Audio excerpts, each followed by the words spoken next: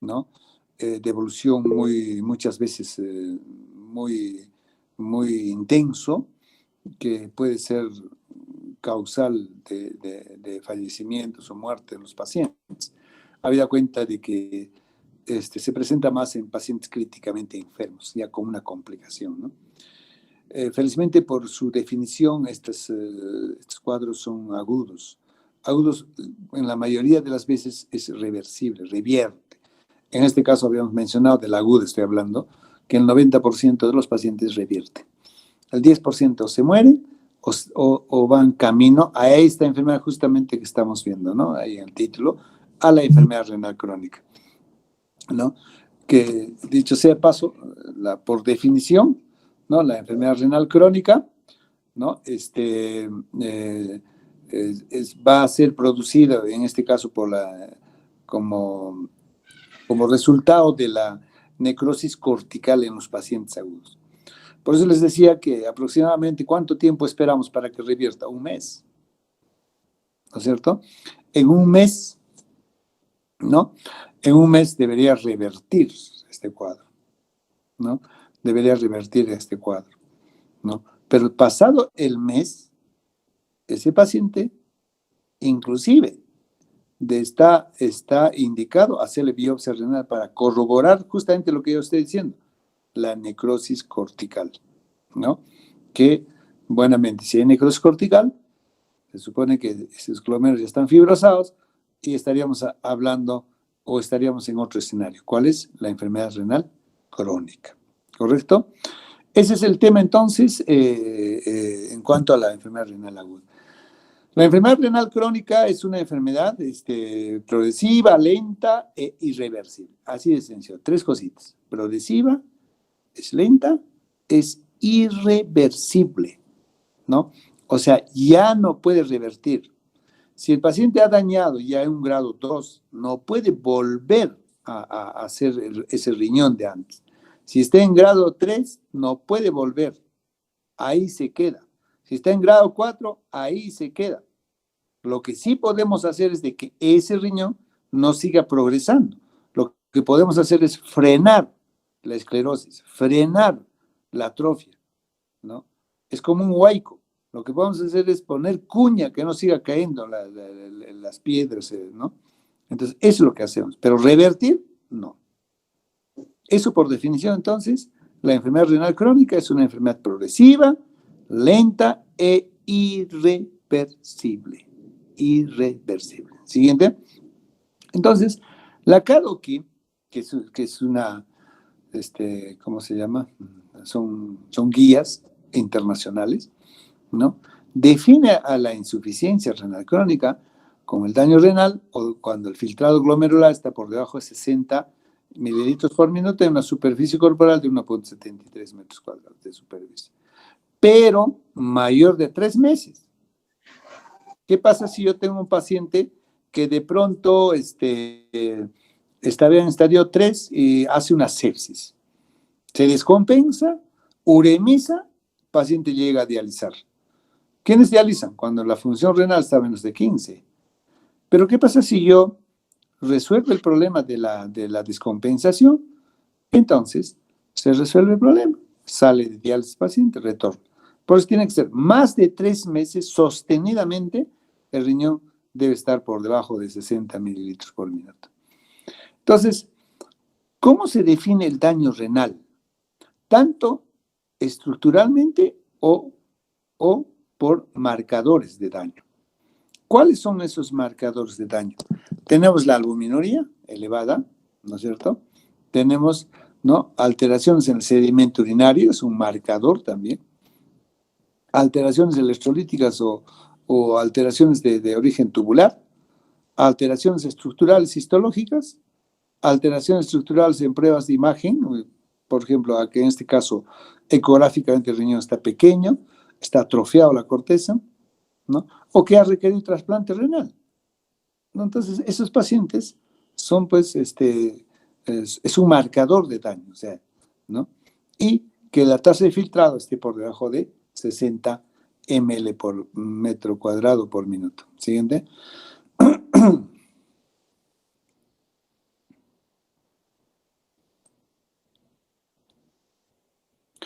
Entonces, fíjense, si nosotros necesitamos clasificar la enfermedad renal crónica. Dicho sea de paso, ustedes me están escuchando hablar de enfermedad renal crónica, insuficiencia renal crónica. Mira, estas denominaciones, ¿se acuerdan cuando hablamos de la aguda? ¿No? Digamos, el término más correcto para la habla inglesa es pues injury, ¿no? Injury, pero no encaja perfectamente para nosotros, ¿no? Entonces, les había dicho, mejor sigamos diciendo insuficiencia renal aguda y se acabó. Acá sí, definitivamente estoy totalmente de acuerdo que se denomine enfermedad renal crónica, ¿ya? Enfermedad renal crónica. Porque los pacientes que están en esta condición, decirles eres un insuficiente, ¿no? Y encima, la fase 5 se le llama terminal, ¿no? Entonces, insuficiencia renal crónica terminal. Suena fuerte, ¿no? Suena hasta como que ya está condenado, pues, este señor a que se muera, ¿no? Y no es así. Es una enfermedad crónica, ¿no? Entonces, esos términos de insuficiente, o sea, como incapacitado, ha cambiado, ¿no? Ahora se llama, ¿no? Enfermedad. Y en vez de decir que enfermedad renal crónica terminal, le digo grado 5. Entonces, si tú me presentas el caso, me tendrás que decir, se trata, doctor, de un paciente con enfermedad renal crónica, ¿no es cierto? De grado 5. De la otra forma sería, es un paciente con insuficiencia renal crónica terminal. Eso mismo lo puedo decir así, enfermedad renal crónica, grado 5. Suena menos condenatorio inclusive, ¿no? Y suena más bonito, pues, ¿no? Entonces, esto es hasta psicológico, ¿no? Bueno, eso yo leo la mente de los que han cambiado, ¿no? Estas denominaciones. Entonces, yo sí estoy de acuerdo, por eso digo, llamarle mejor enfermo renal crónico, grado 5, ¿no? En programa de hemodiálisis, ya está. No es tan fuerte, ¿no? Que decir insuficiencia renal crónica terminal en hemodiálisis. Un poquito más. Yo le digo eso porque uno de los componentes importantes de estos pacientes, como vamos a ver, tiene un componente psicológico bien fuerte. Estos pacientes están muchas veces en una condición de depresión, estos pacientes están en una condición de ansiedad, ¿no? Y además de esto, ¿no? Estos pacientes tienen problemas de tipo social, ¿no? Pierden trabajo, pierden su actividad escolar, universitaria, ¿no? Entonces, bueno, hay un sonido ahí, no sé. Hay un sonido. Entonces, esa es la situación. O sea, un enfermo renal crónico, ¿no? Como todas las enfermedades, tiene una connotación biológica, física, ¿no? Psicológica y social, habiendo siempre las tres esferas, ¿no? Entonces, esa es la situación, ¿no? Con este. Entonces, en ese sentido es de que se categoriza la enfermedad renal crónica en 5 categorías, ¿ya? En el grado 1, más de 90 mililitros por minuto. Se llama normal o elevado, cuando la función está más de 90 ml por minuto, para una superficie corporal, como hemos dicho, de 1.73. El grado 2 está entre 60 a 89, ¿no? Que está ligeramente disminuido, si queremos describirlo, ¿no? El grado 3 tiene a su vez 2 etapas. Una etapa A, que es el grado 3A, de 45 a 59, que es ligera a moderadamente disminuida. El grado 3B, ¿no? Está entre 30 a 44, ¿no? ml por minuto, en el cual se describe como moderada o gravemente disminuida, ¿no? Esa es la... Ahora, ¿por qué han dividido el grado 3 en 2 etapas? Porque si ustedes se den cuenta, más o menos, la mitad de la función renal está entre grado 3A y grado 3B. ¿Estamos de acuerdo? 45-50%. ¿No? Entonces, el grado 3B ya está por debajo de 50% de función renal, por debajo de 44%. ¿No? El grado 4 está entre 15 a 29, que se describe como gravemente disminuido. Y el grado 5 está por debajo de 15, ¿no? Que es la insuficiencia renal, grado 5, o lo que se llamaba antes terminal, que ahora estamos diciendo, ya no hay que decir terminal, sino el paciente cree que tiene cáncer, que está con un pie en la tumba, ¿no? Mejor decir enfermo renal crónico, grado 5, que decir terminal. ¿Ya?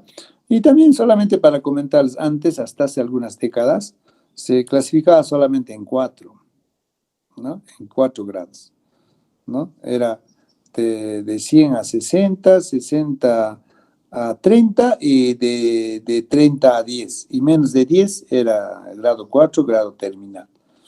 Ahora grado 5 es menos de 15. ¿Cuál es la idea? ¿No?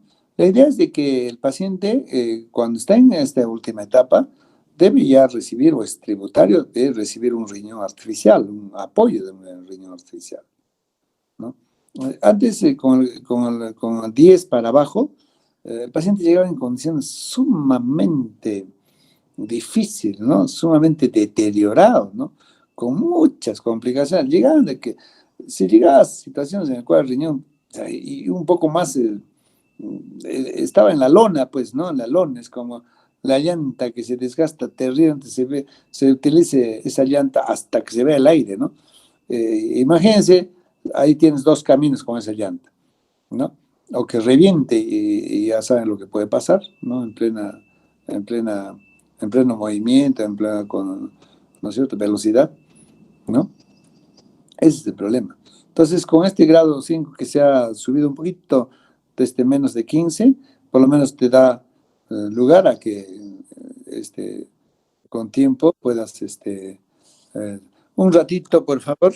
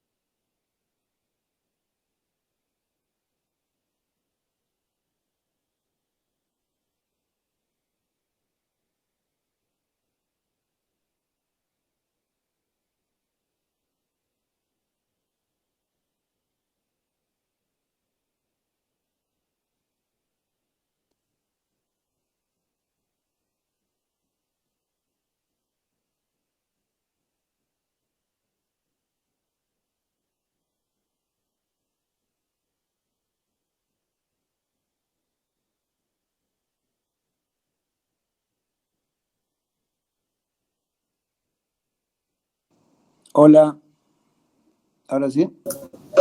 Sí, doctor. Ya. Sí, se le escucha. Muy bien, entonces esta clasificación que ustedes seguramente ya lo han leído, lo han analizado, hay cositas que hay que sacarle, ¿no? Definitivamente un riñón cuando funciona, siempre decimos, funciona al 100%, o sea, más de 90, 100. Hay que redondear, ¿no? 100. A partir de 100 es lo que empezamos a bajar las gradas, ¿no es cierto? ¿Ya? Y lo que tenemos que sacar también son dos cositas más. Uno, que el grado 3 se divide en dos. ¿Por qué? Porque el grado 3B está por debajo del 50%. Y todo, van a ver, todas las medidas que se hace para proteger el riñón, se hace cuando el grado está por debajo del 50%. ¿Ya? Así, o sea, cuando está ya funcionando el riñón por debajo del 50%, mándenlo ante el nefrólogo o cual especialista. Por eso es que esa división entre 3A y 3B. O sea, todas las medidas que se realizan con estos pacientes es cuando su función renal está por debajo del 50% o más del 50%. Así dice, ¿no? Si su riñón está por encima del 50%, debe ser manejado por médico general, médico familiar, endocrinólogo, cardiólogo, todo lo que quiera. Pero si está menos del 50%, ya tiene que ser por el especialista.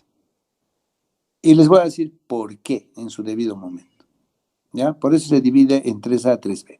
Y el otro que hay que sacar, les decía que el grado 5 es menos de 15 ml por minuto. Antes se decía menos de 10. ¿Cuál es la idea acá? Que tempranamente, con tiempo, ¿no? Le pongas en diálisis, ¿no? Más precozmente. Que estar esperando 5, esperando 10. Eso por un lado. Entonces, en cuanto a la clasificación por categorías, ¿ya? El otro tema que es importantísimo es también considerar la categorización de la albuminuria, ¿correcto? Entonces, en cuanto a la albuminuria, ¿ya? Se clasifican o se categorizan en tres: A1, A2 y A3. A albuminuria, menos de 30, se llama normal o ligeramente elevado. Menos de 30. Siempre decimos, si es menos de 30, no pasa nada, está normal. Pero ¿por qué dice acá normal a ligeramente elevado? Mira, se dice normal cuando es menos de 20 y de 20 a 30 está ligeramente elevado. ¿Qué les parece? Pero en general, menos de 30 es aceptable. Cuando está en la categoría A2, estamos hablando entre 30 a 300, esta cociente o este ratio de albuminuria con creatinuria. Acá sí ya está moderadamente elevado. Y cuando estamos en la categoría A3, más de 300, este cociente de albuminuria con creatinuria se habla de muy elevado. ¿Por qué este cociente es importante? Este cociente es importante porque nos permite detectar precozmente un daño renal. Doctor, ¿y por qué consideran este ratio, este cociente, albuminuria y creatinuria? Cuando hablamos de albúmina, estamos hablando de alteración estructural. Estructural. ¿Correcto? ¿No? ¿Cuán íntegro o lesionado está el riñón? En este caso, el glomérulo. Y esto lo relacionas con creatinuria, porque la creatinuria nos habla de función. ¿Me están entendiendo? Albúmina es sinónimo de estructura y la C-creatinuria es sinónimo de función. ¿No es cierto? Es como una pared. Si la pared está íntegro, se supone que su función está totalmente bien, bueno, ¿no? Pero si la pared y ese techo están estructuralmente mal, va a haber goteras, todo está funcionando mal. Entonces, albúmina me habla de estructura y creatinuria me habla de función. Entonces, este ratio, este cociente es muy importante para que nosotros inclusive podamos detectar muy precozmente la lesión glomerular. ¿Ya? Siguiente.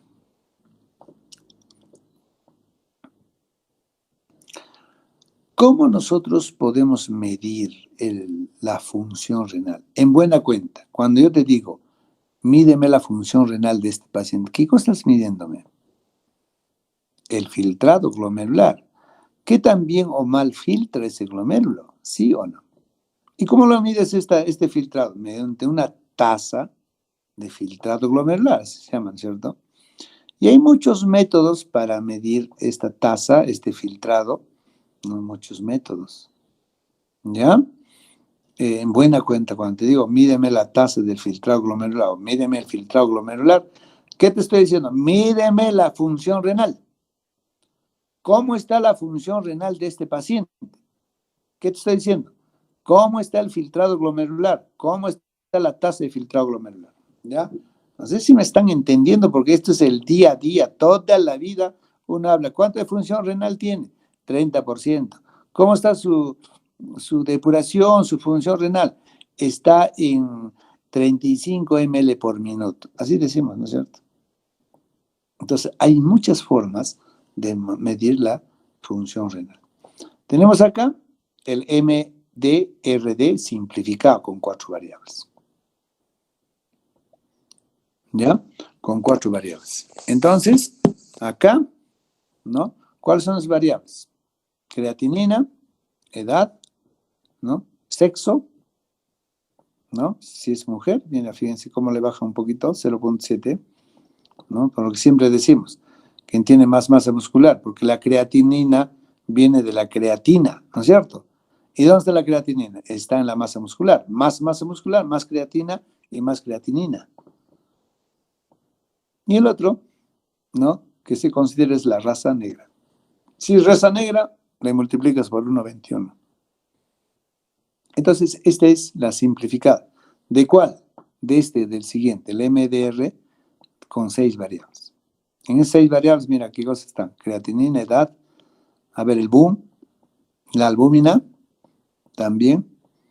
Ahora, si es mujer o varón, y si es de raza negra o no. Entonces, acá en esas 6 variables se incrementa aquí cosas, el boom y la albúmina. En el otro ya no. Por eso se llama simplificado. ¿Ya? Muy bien. El otro método para evaluar la función renal es la de Cockcroft y Gault. La clásica. Si de algo los colegas médicos, viejitos, jovencitos, medianamente jóvenes, los chibolitos, todos saben de esta fórmula, todo el mundo. Por lo menos creo, de insuficiencia renal, lo único que se acuerda la mayoría de los colegas especialistas, ¿no? Es de esta formulita, el Cockcroft y Gault. ¿Qué cosa relaciona el Cockcroft y Gault? La edad y el peso. Fíjense, a ver, fíjense todos, a ver todos, porque si no, cosas que tiene que ya entrar a vuestro chip, a vuestras neuronas, desde ahora no necesitas estar preparándote para el examen y recién voy a aprender, no. Hay cosas que quedan. Y es más, esto lo que les estoy diciéndoles es el día a día. Día a día significa que tú eres neurocirujano y tienes que operar. Y dices, oye, ¿cómo está la función renal? ¿Le han hecho riesgo quirúrgico? Ah, sí. Y el riesgo quirúrgico se considera la función renal. Paciente que tiene insuficiencia renal, su riesgo quirúrgico es alto. La posibilidad de que se complique es bastante. La posibilidad de que se muera es bastante. Entonces, cuando uno dice función renal, uno tiene que, oye, y no le han determinado, no le han hecho, ¿no? Entonces, por lo menos puedes recurrir a esta formulita y con solamente su edad y peso ya tendrías, y su creatinina obviamente que seguramente le han dosado en el servicio, podemos sacar, ¿no? Entonces, la ecuación es, fíjense, 140 menos edad por el peso, todo sobre creatinina por 72, multiplicado por 0.85 en mujeres. Si es varón, ya no se multiplica por 0.85, ahí queda, ¿no? Entonces la pregunta es, ¿por qué la edad? ¿Y por qué el peso? ¿Quieren alguien tener un punto a vuestro examen que han dado anoche? ¿Por qué Cockcroft y Gaul considera estas dos variables?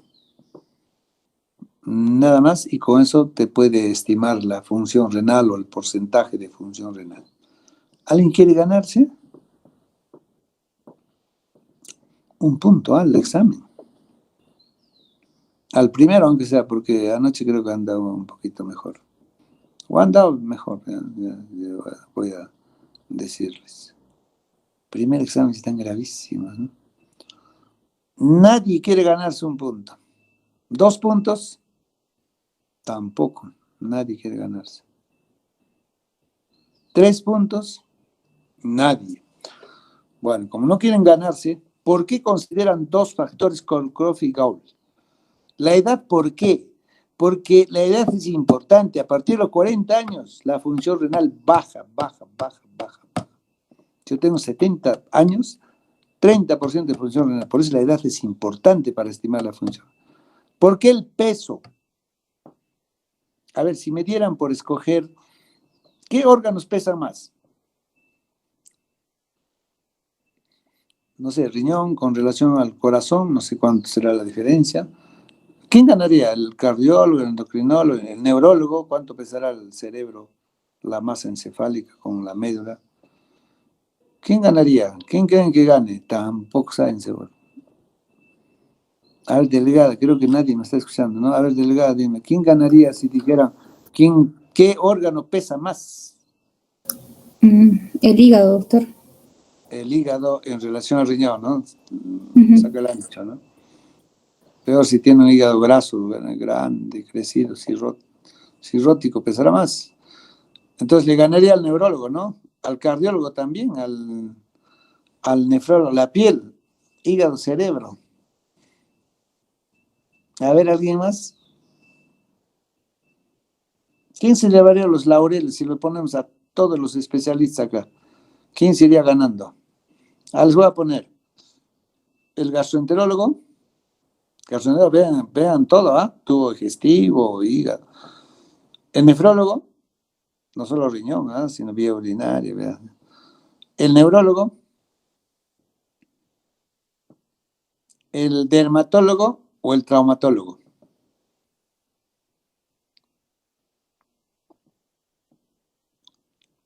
Pin.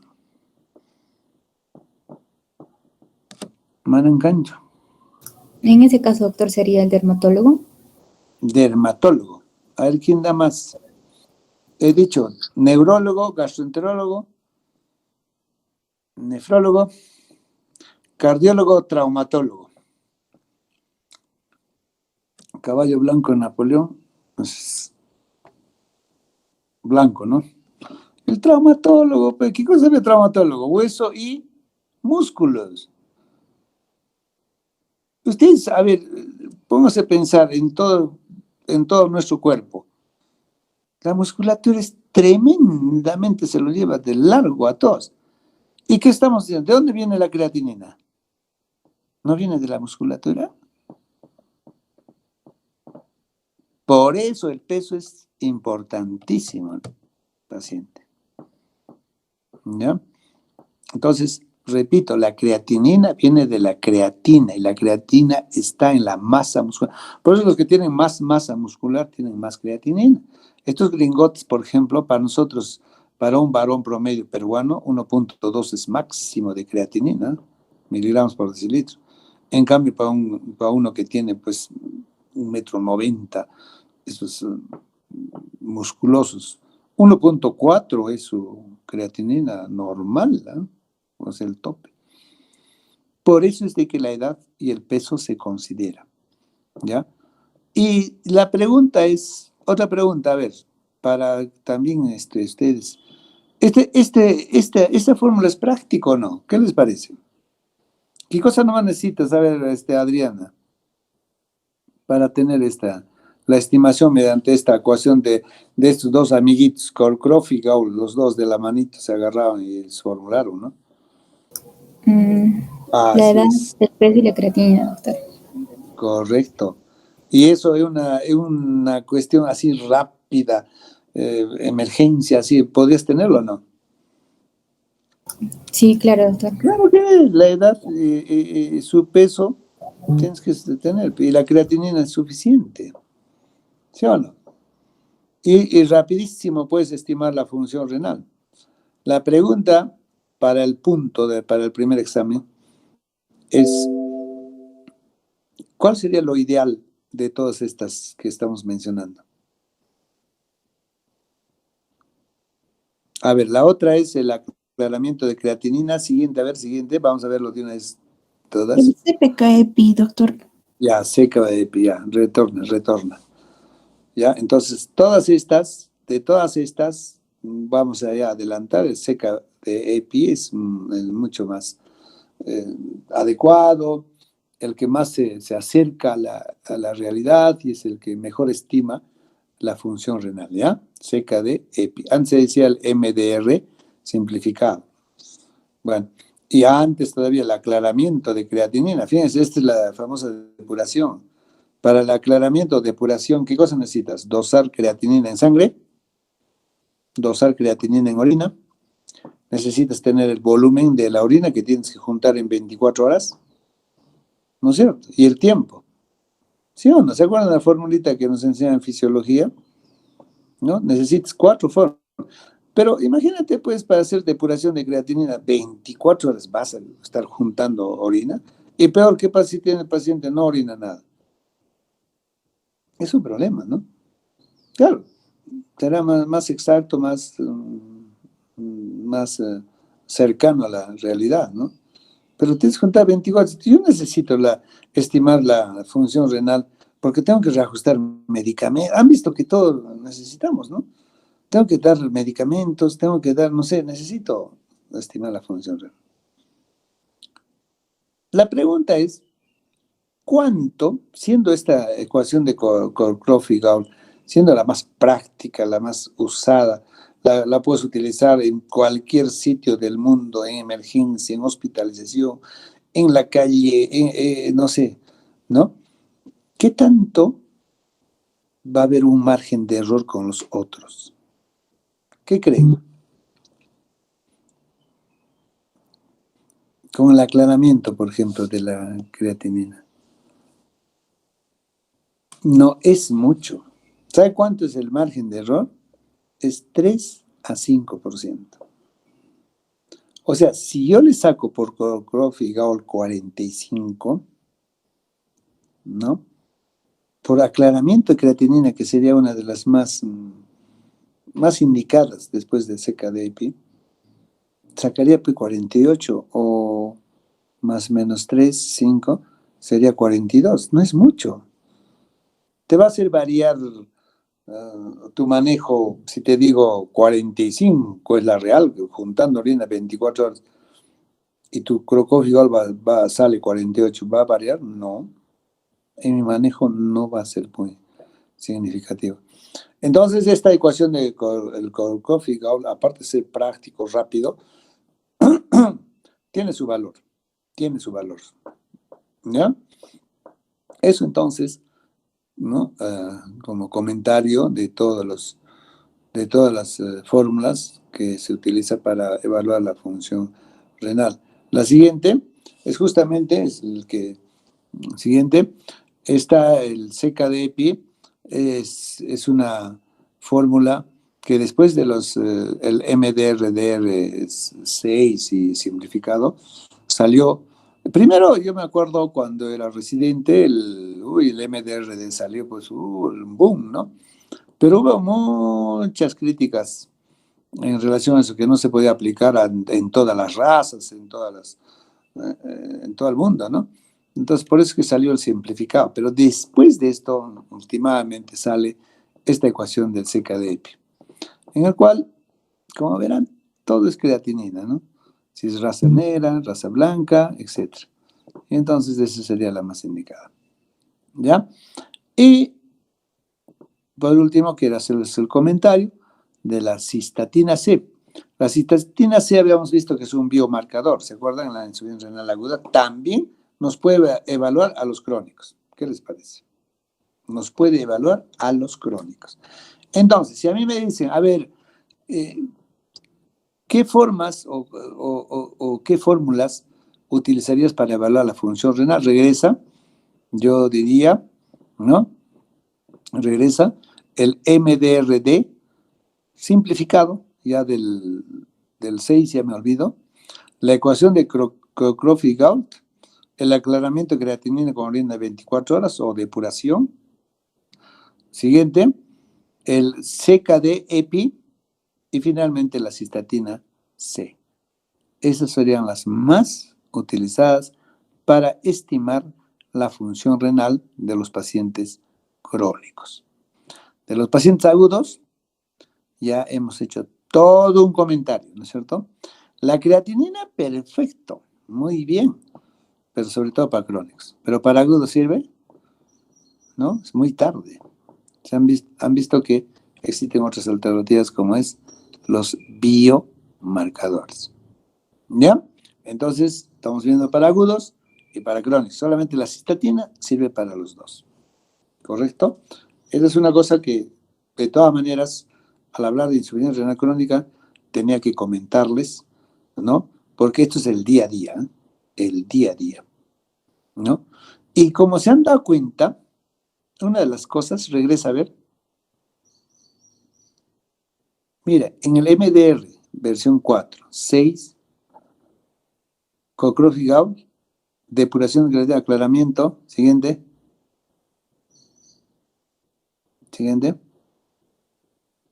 el CKD-EPI, ¿qué cosa utilizan? La creatinina, todos utilizan la creatinina. Aunque hemos visto bastante cuestionado, ¿no? Si me están diciendo que la creatinina es directamente proporcional a la masa muscular, yo me pregunto, ¿y qué pasa con un lactantillo que prácticamente todo su cuerpito vendría a ser el muslo de un adulto? ¿No es cierto? ¿O no? Ni hablar.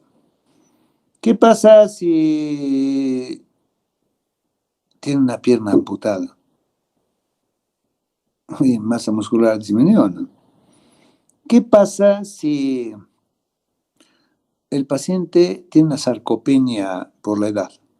¿Han visto los viejitos? Con cariño, ¿no? Se empiezan a secarse, ¿no? Baja su masa muscular. Eso se llama sarcopenia. Hay una sarcopenia patológica también, obviamente, pero hay fisiológica. El viejito se empieza a secarse.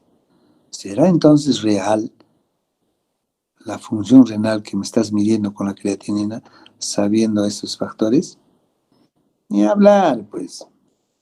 Doctor, entonces si está así seriamente cuestionado la creatinina y mira, fíjate, sirve para todas las fórmulas, ¿no? Para todas, para toditas, excepto la cistatina C, ¿no? Todas utilizan la creatinina. Entonces, ¿por qué, doctor, no utilizamos el ideal?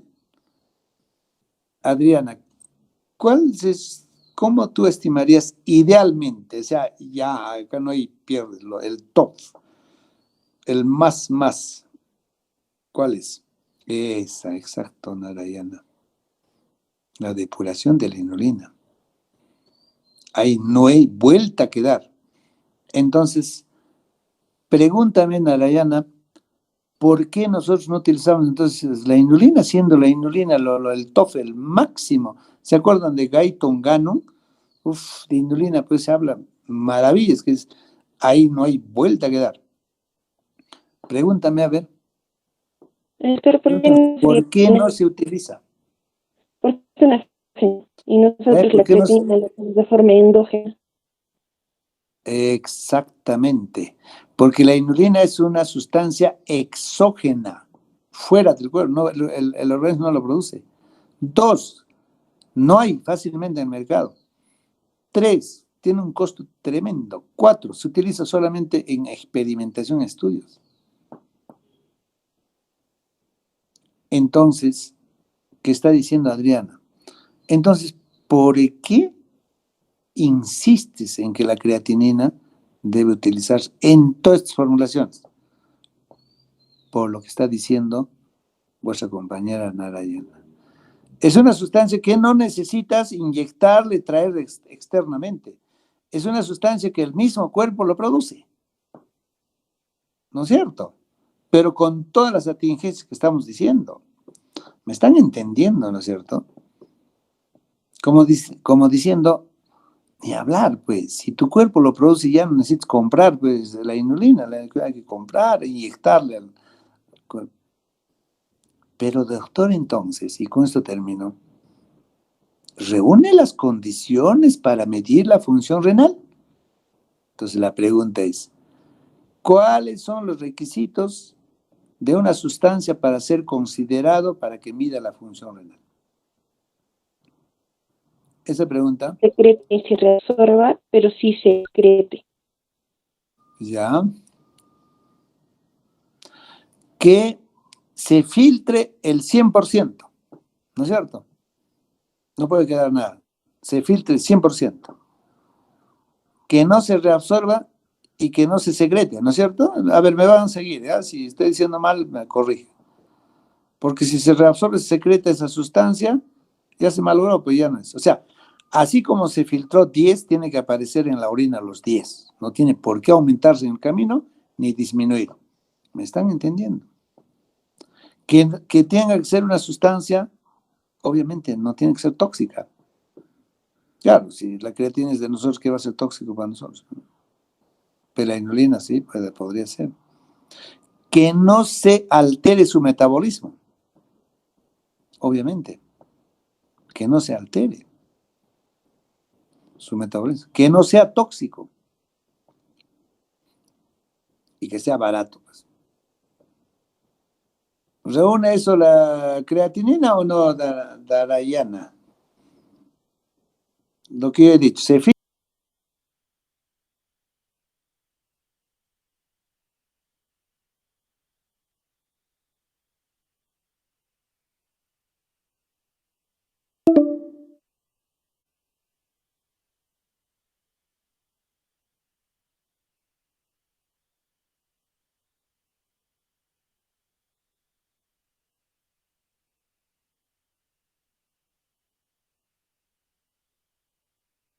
Cumple todo eso, el cuestionamiento está en eso, es el que cumple mejor que todos, ¿ah?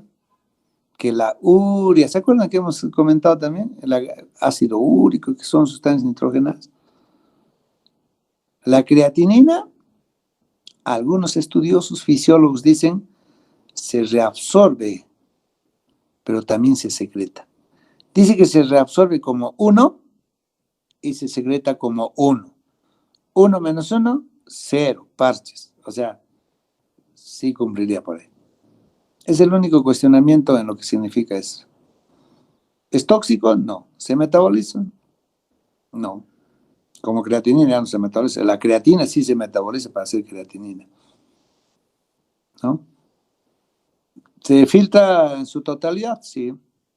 Solamente con esa tingencia de reabsorción. Entonces sí cumple.